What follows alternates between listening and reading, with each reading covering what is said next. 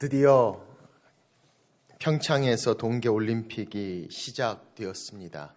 한국은 첫 금메달을 따면서 온 국민이 함께 기뻐하며 또 기쁨의 시간을 같이 나누고 있습니다. 이번에 출전한 144명의 선수들 가운데 15명의 선수들은 소위 귀화한 선수들입니다. 외국인들이지만 한국 국적으로 귀화해서 이번 올림픽에 참석한 사람들을 이야기합니다. 바이애슬론의 러시아의 티오페이 랍신, 그리고 하키의 스위프티, 또 맷 달튼 등 이런 분들이 자기의 외국인의 삶 가운데 한국 국적을 따면서 오히려 한국 태극기를 달고 이번 경기에 참여하게 됩니다. 쉽지 않은 결정이었던 그들의 삶 가운데 그런 고백도 있습니다. 정말 여러 가지 부정적인 시각들도 있지만 무엇보다도 태극기를 달고 함께 이 경기에 참여할 수 있게 돼서 영광이라는 그들의 이야기를 들어봅니다. 외국인이 우리 가운데 산다는 것 결코 쉽지 않은 일입니다. 아니, 그런 외국인의 삶 가운데 불편함과 어려움, 또 항상 같지 않기 때문에 늘 함께 할 수 없는 여러 모양의 이야기들을 우리는 생각해 볼 수 있습니다. 오늘 베드로전서 하나님의 말씀은 우리를 향해서 바로 우리가 그렇게 이 세상에 나그네와 외국인과 같다라고 말씀하고 계심을 봅니다. 오늘 본문 11절 이렇게 말씀하십니다. 사랑하는 자들아, 거류민과 나그네 같은 너희를 권하노니. 나그네는 외국 땅에 거하면서 잠시 머물고 지나가는 방문객을 이야기합니다. 그런데 거류민은 고향이 아닌 곳에 살고 있는 자들을 말합니다. 외국인들을 말합니다. 자기 나라가 아닌 곳에서 살고 있습니다. 법적인 권리도 다 보장되지 않습니다. 그러나 외국인으로 살고 있는 바로 거류민들, 외국인들, 엘리언이라고 이야기하면서 오늘 성경은 바로 우리가 그런 나그네 거류민이다라고 말씀하고 있는 것을 봅니다. 단순히 정처 없이 떠오는 나그네, 잠시 방문하는 나그네뿐만이 아니라 하늘을 향하고 본향을 향하는 순례자의 삶, 이 땅을 지나는 가운데 마치 외국인처럼 외국 땅에 사는 것처럼 거류민처럼 온전히 그곳에 다 똑같이 하지 못하는 이 외국인의 모습을 우리가 가지고 있음을 봅니다. 그래서 성경은 우리 가운데 말씀합니다. 거류민과 나그네 같은 너희를 권하노니. 이 말씀이 쓰여진 그 당시에 흩어져 있는 나그네들을 우리는 기억합니다. 그러나 흩어져 있는 그들 마치 외국인처럼 그들의 믿음 때문에 외국인의 모습처럼 그렇게 그 사회 가운데 힘들고 어려웠던 모습을 우리는 살펴볼 수 있습니다. 주의 만찬을 합니다. 주님이 주신 것들을 주의 살과 피를 상징하는 떡과 잔을 함께 나누며 살이라고 말합니다. 그리스도의 피라고 이야기합니다. 세상의 사람들은 그것을 보면서 그리스도인들은 식인종들이다, 진짜 살과 피를 먹는다라고 오해하고 비방합니다. 형제 자매 아닌 자들을 형제 자매 주 안에서 되었다고 서로 사랑한다고 이야기합니다. 마치 근친처럼 이해할 수 없는 부도덕한 존재들이라고 그들은 오해를 받기도 했습니다.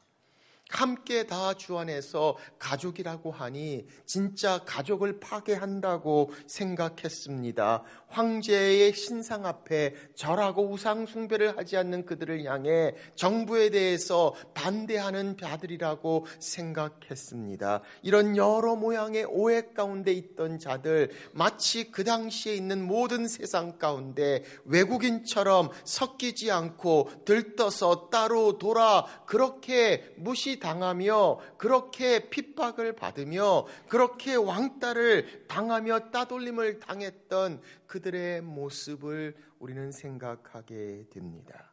우리도 이 모습 가운데 우리의 모습을 발견할 수 있습니다. 그런 오해 우리도 있습니다. 그런 상처, 그런 고난, 그리고 그런 따돌림, 그런 불이익을 우리가 믿음 때문에 당하는 경우를 우리는 보게 됩니다. 물론 거기에는 우리의 잘못도 있습니다.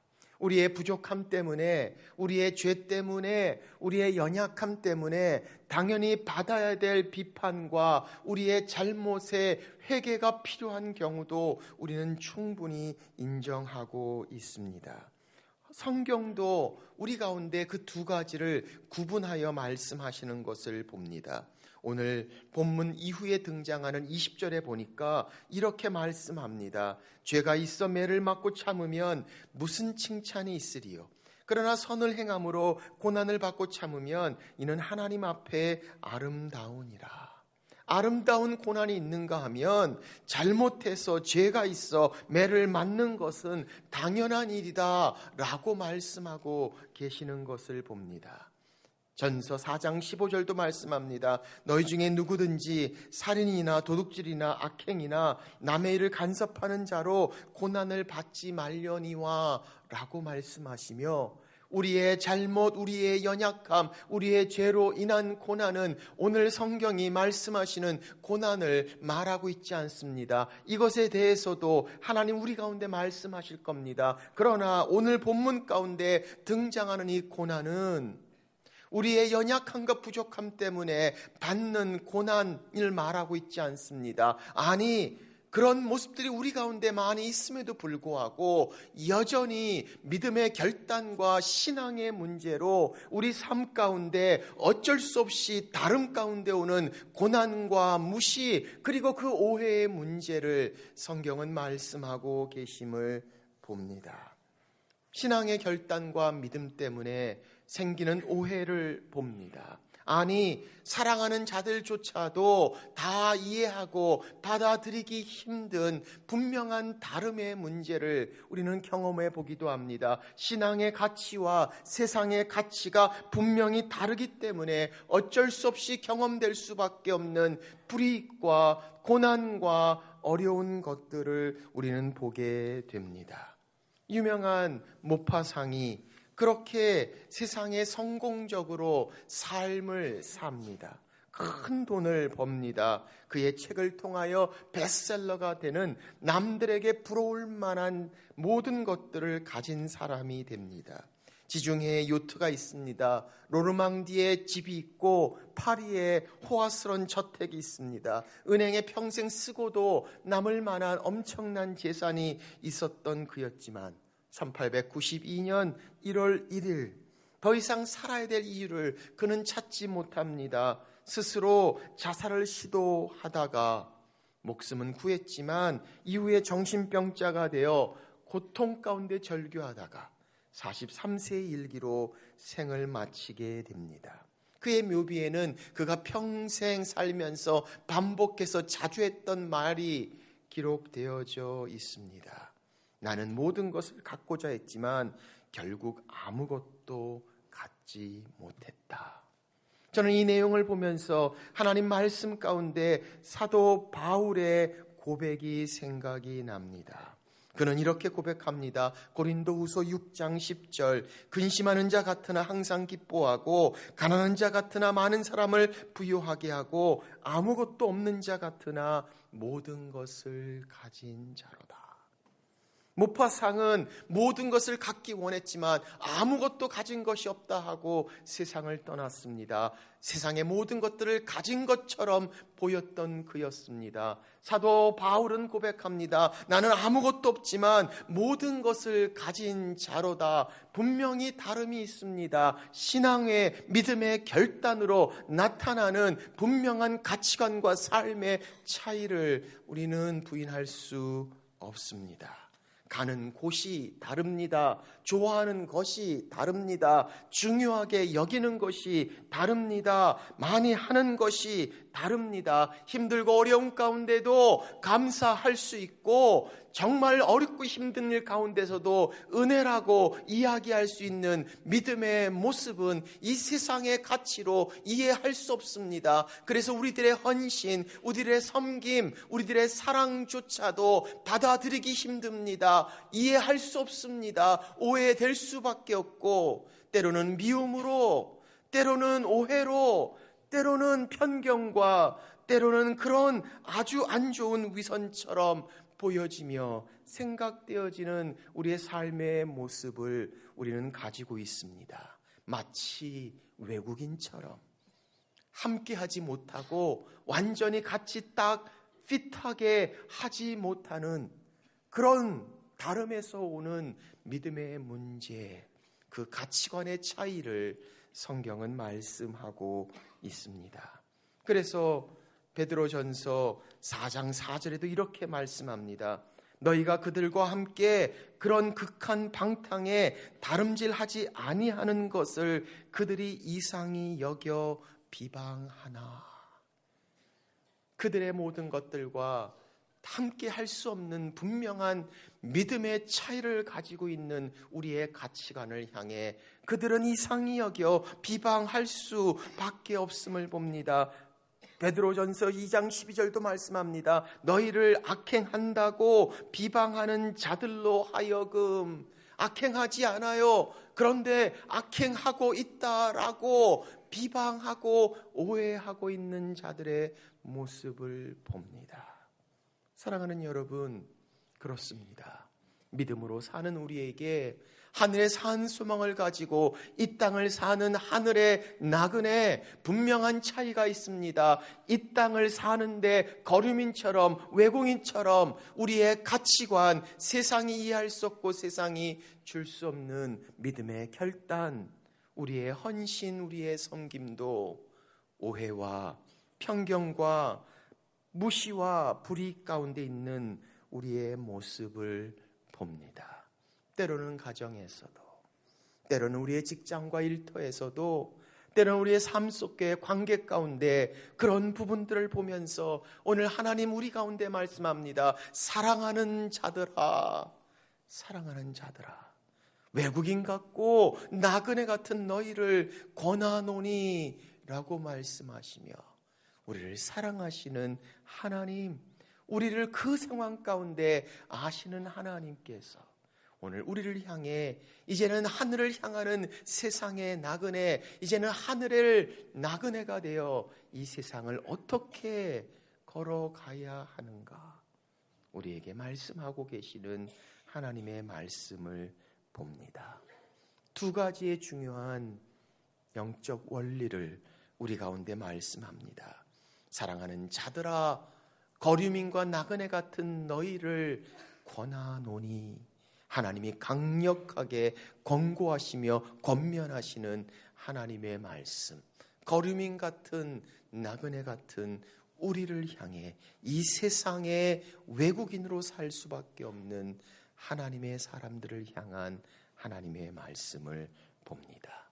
11절 같이 보겠습니다. 시작. 사랑하는 자들아, 거류민과 나그네 같은 너희를 권하노니 영혼을 거슬려 싸우는 육체의 정욕을 제어하라. 아멘. 첫 번째 하나님의 권면이십니다.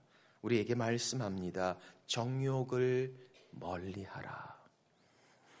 육체의 정욕을 제어하라 라고 말씀합니다. 이 육체란 단어는 단순한 신체를 말하고 있지 않습니다. 인간의 악한 본능을 말하고 있습니다. 바로 우리의 욕심을 이야기합니다. 그 인간의 악한 본성에서 정욕을 제어하라 라고 말합니다. 이 제어한다는 헬라어 단어는 피한다라는 뜻입니다. 멀리한다라는 뜻입니다. 도망간다라는 뜻입니다. 가까이 하지 않는 것을 말합니다. 바로 우리의 악한 본성의 욕심을, 그 정욕을 멀리하라, 피하라 라고 말씀하고 계심을 봅니다.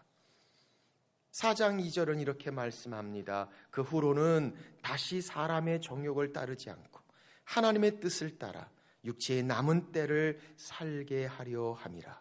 너희가 음란과 정욕과 술취함과 방탕과 향락과 무법한 우상 숭배를 하여 이방인의 뜻을 따라 행한 것은 지나간 때로 족하도다. 이제 육체의 정욕에서 멀어져라. 성경은 우리 가운데 말씀하고 있습니다. 왜 그래야만 합니까? 육체의 그 정욕이 우리의 영혼을 거스르기 때문이라고 성경은 말씀합니다. 바로 영혼을 거슬리는 육체의 정욕에서 피하라, 멀리하라. 성경은 우리 가운데 말씀하고 계십니다. 두 번째 12절에 말씀합니다. 한번 같이 보겠습니다. 시작. 너희가 이방인 중에서 행실을 선하게 가져 너희를 악행한다고 비방하는 자들로 하여금 너희 선한 일을 보고 오시는 날에 하나님께 영광을 돌리게 하려 함이라.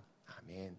두 번째 하나님 말씀 우리 가운데 하십니다. 선행을 가까이 하라. 이방인 중에서 행실을 선하게 하여 이제 하늘의 나그네 세상 속에 말씀하고 있습니다. 이방인들 중에서 어떻게 해야 할 것인가? 먼저 우리의 육신의 정욕을 멀리하라고 말씀합니다. 그리고 그들 중에서는 선한 일을 행하라 라고 말씀합니다. 그래서 너의 선한 일을 보고 오시는 날에 하나님께 영광을 돌리게 하라. 선행을 가까이 하라라고 말씀합니다. 이방인들 중에서 선한 행동을 통하여 그들로 보게 하라는 말입니다. 그리고 그들로 하여금 그리스도인들 그들의 생각과 그들을 향한 편견과 판단이 잘못됐구나, 그들은 그렇지 않구나 라고 스스로 그것을 고칠 수 있는 기회, 바로 그 하나님 앞에 영광을 돌리게 하려 함이라 라고 말씀하시며, 바로 이방인들 중에서 그들이 볼 수 있는 선한 일을 하라, 선행을 가까이 해야 함을 말씀하고 있습니다. 이제 다음 주면 설 구정을 지나게 됩니다. 우리의 많은 사랑하는 가족들과 여러 모양의 만남과 함께함이 있을 것입니다. 가족 중 안에서도 오늘 이런 모습으로 이해하지 못하고 또는 다른 생각과 판단으로 우리의 믿음의 가치를 보는 분들도 있을 줄 압니다. 그들은 보고 있습니다. 그들은 오늘 그들이 가지고 있는 오해와 편견과 잘못된 생각들, 오늘 성경은 우리 가운데 말씀합니다. 육체의 정욕을 멀리하라, 선행을 가까이 하라. 그들로 우리가 악행을 한다고 비방하는 자들로 하여금 너의 선한 일을 보고 하나님께 영광을 돌리게 하라. 선행을 가까이 하고 정욕을 멀리하는 것, 오늘 바로 하늘의 나그네 이 땅을 사는 외국인의 모습, 성도를 향한 하나님의 말씀을 봅니다.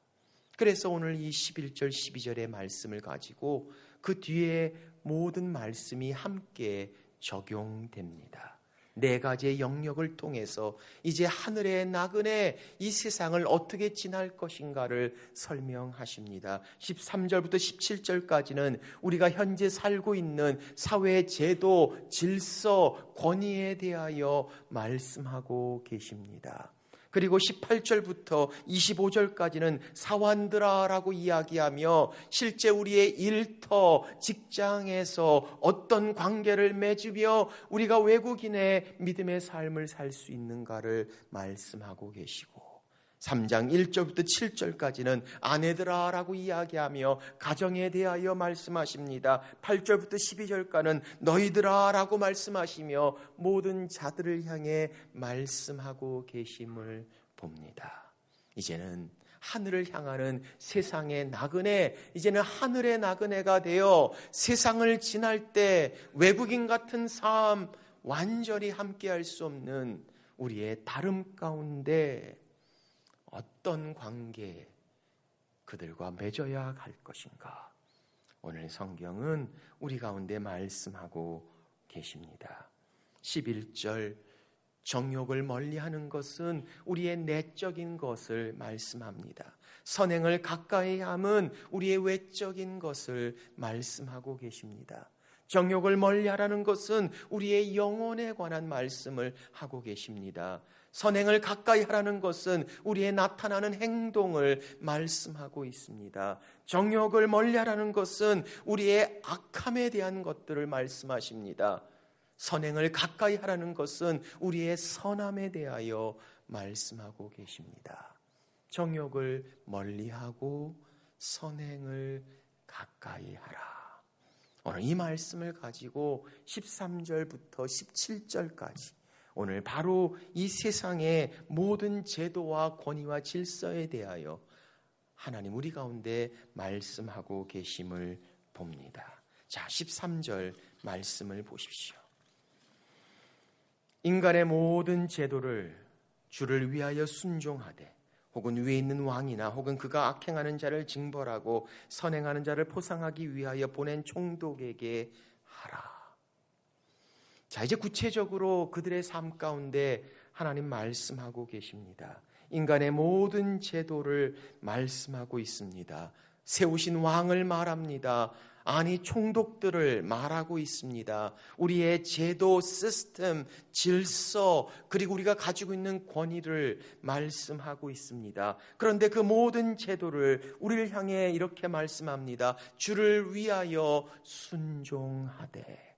왕하고 총독하면 우리는 몹시 생소합니다. 그러나 그 당시에 바로 이 흩어져 있는 나그네 이방인처럼 살고 있는 성도들의 삶 가운데 바로 로마의 황제를 생각합니다. 그들을 다스리고 있는 여러 모양의 문제가 되고 있는 총독들을 바라봅니다. 그들을 향해서도 이방인같이 믿지 않는 그들을 향해 주님 말씀하고 계심을 봅니다. 인간의 모든 제도를 순종하되. 이 순종이란 단어를 헬라 원어에 보면 submit, 순복한다 라는 뜻입니다. 인정하고 받아들이는 것을 말합니다. 좀 더 정확하게 나중에 그 왕의 문제를 이야기하며 공경하고 존대하라 라고 말합니다. 바로 인간의 모든 제도, 질서, 권위를 순복하라, 존중하라 라는 뜻입니다. 그런데 거기에 단서가 붙습니다. 주를 위하여 라고 말씀하고 있습니다. 그리고 오늘 그것을 향해서 두 가지로 우리 가운데 말씀하시는 것을 봅니다. 바로 앞에서 말씀하셨던 중요한 영적 원리를 그대로 말씀하십니다. 첫째로 하나님의 종으로 순복해야 할 것을 말씀합니다. 자, 16절 말씀 보십시오. 너희는 자유가 있으나 그 자유로 악을 가리는 데 쓰지 말고 오직 하나님의 종과 같이 하라. 하나님의 종으로 살라라고 말씀하고 있음을 봅니다. 우리에게 자유가 있습니다. 우리는 자유인입니다. 그러나 그 자유를 악을 위해 사용하지 말라고 말합니다. 정욕의 종이 되지 말고 하나님의 종이 되라 라고 우리 가운데 말씀하고 계심을 봅니다. 그러므로 내 육체의 정욕을 멀리하고 바로 육신의 그 종이 아니라 우리는 하나님의 종으로 너희의 자유를 악을 가리는 데 사용하지 말라라고 말씀하시며 하나님의 종으로 살아라. 우리가 하나님이 세우신 사회의 모든 제도들, 질서를 향하여 존중해야 함을 말씀하고 있습니다. 하나님의 종과 같이 하라. 두 번째, 하나님의 뜻이라고 말씀합니다. 15절, 곧 선행으로 어리석은 사람들의 무식한 말을 막으시는 것이라. 지금 그렇게 인간의 모든 제도를 순복하는 것을 15절 우리에게 말씀합니다. 선행이라고 말씀합니다. 그 이유는 어리석은 사람들의 무식한 말을 막으시는 것이다. 어리석은 사람들, 하나님 알지 못하는 자들을 말합니다. 무식한 말, 앞에서 이야기했던 악행한다고 비방했던 말들을 이야기합니다. 막으시는 것들 누가 막으십니까? 하나님이 막으십니다. 그래서 한국말에는 사실은 주어가 나와 있지 않지만 헬라어 원어와 영어를 보면 분명한 주어가 등장합니다. For it is God's will that, 바로 그것은 하나님의 뜻이다 라고 말씀하시며, 바로 그렇게 모든 제도를 순복하는 것, 선한 일을 행하는 하나님의 뜻이다 라고 말씀하고 있습니다. 그래서 바로 어리석은 자들의 무식한 말을 막으시는 하나님의 뜻이다.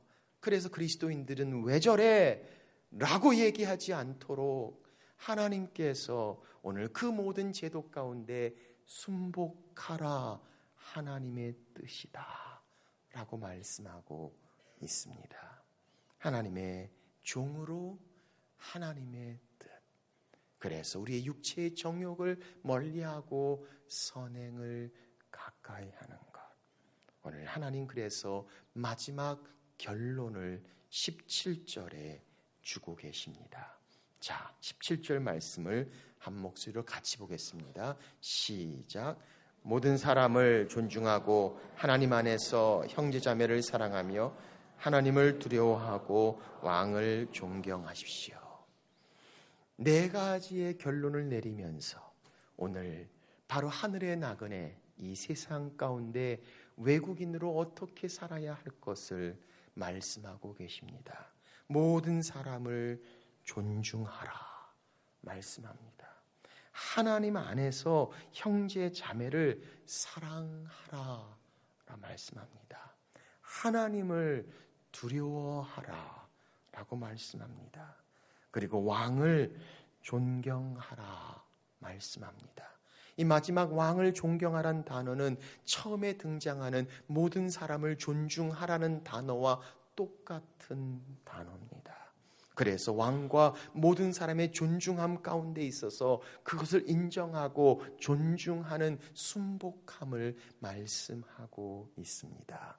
그래서 왕과 모든 사람을 존중하고 하나님의 사람들을 사랑하고 그리고 하나님을 두려워하라.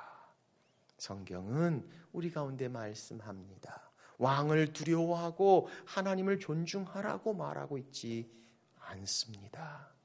흩어진 나그네 외국인같이 힘들고 어려운 고난 가운데 있는 성도들을 향해서 하나님을 두려워하고 왕을 존중하라 라고 말씀하시고 모든 사람을 존중하고 그리고 하나님의 사람들을 사랑하라고 말씀하고 계십니다. 사랑하는 여러분, 우리는 누구나 다 인생의 나그네를 말하고 있지만 오늘 하나님 우리 가운데 인생의 나그네뿐만이 아니라 외국인으로서 이 세상의 나그네처럼 세상 안에서 정착할 수 없는 분명한 믿음의 다름, 가치관의 다름을 향한 하나님의 사람들을 말씀하고 계십니다. 하늘의 나그네 이제 이 세상을 지나갑니다. 세상의 모든 조직과 제도를 향하여 하나님의 종으로서 하나님의 뜻으로 순복하라고 말씀합니다. 정욕을 멀리하고 선한 행동을 통하여 그들로 선한 행동을 보고 하나님을 인정하게 하는 것. 하늘의 나그네 이 땅을 지나는 외국인의 삶, 우리를 향한 하나님의 말씀을 봅니다.